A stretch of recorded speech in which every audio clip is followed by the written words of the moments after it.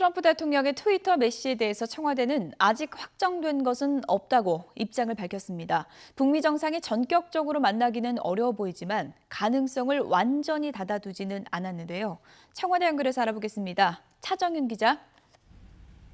네, 청와대 춘추관입니다. 네, 북미 정상의 깜짝 만남이 이루어질지 다시 한번 기대가 쏠리고 있는데요. 청와대가 반응을 내놨죠? 네, 그렇습니다. 청와대가 짧은 입장을 내놨습니다. 트럼프 대통령의 트윗과 관련해 현재 확정된 건 없다는 겁니다. 다시 말해 트럼프 대통령과 김정은 북한 국무위원장의 만남이 사전에 조율이 되거나 깊이 있게 논의된 상황은 아닌 것으로 보입니다. 트럼프 대통령도 김 위원장이 이 메시지를 본다면이라고 밝혀서 사전에 협의된 내용은 아니라는 점을 시사했는데요. 북한이 미국의 대화 재개 조건으로 새로운 계산법을 요구하고 있고 우리 정부의 남북 정상회담 제안에도 응하지 않고 있는 상황을 고려하면 현실화될 가능성은 낮아 보입니다. 하지만 북미 정상의 깜짝 만남이 성사되는 경우도 배제할 순 없어서 내일 트럼프 대통령이 비무장지대 방문해서 어떤 그림이 펼쳐질지 관심이 집중됩니다. 네, 트럼프 미국 대통령 오늘 오후에 이제 한국에 도착하게 되는데 대략 몇 시쯤입니까?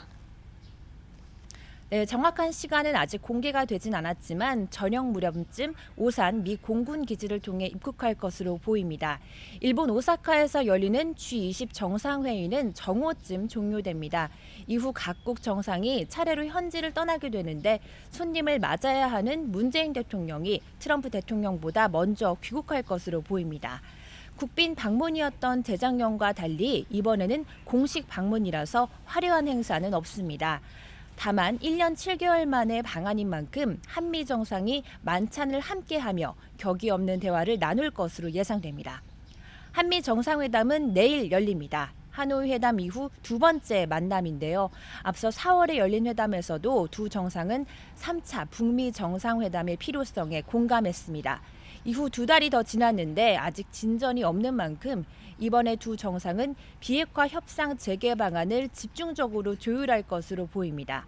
이에 앞서 오전에는 트럼프 대통령이 한미 양국 주요 기업인들과 만납니다. 외국을 방문한 정상이 양국 기업인들을 만나는 건 일반적인 일정이지만 트럼프 대통령이 이런 자리를 만든 건 처음입니다. 트럼프 대통령은 우리 기업들에게 적극적인 대미 투자 확대를 당부할 것으로 예상되는데 상황에 따라서는 대중국 제재 참여를 주문할 수도 있어서 이것에 주목되고 있습니다. 지금까지 청와대에서 YTN 차정윤입니다.